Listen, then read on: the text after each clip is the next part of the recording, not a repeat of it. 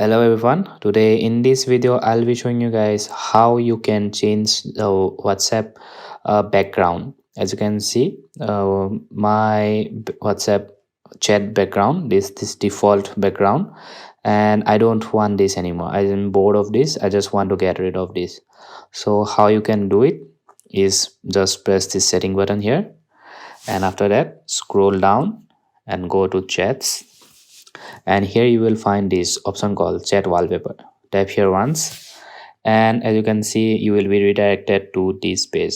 From here you just choose this, tap this, choose dark mode wallpaper, tap this once, and here you will be shown three wallpapers, and you can choose the color as well.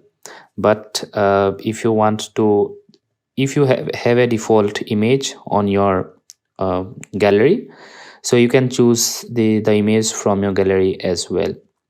So after choosing the image, let me choose this bright one.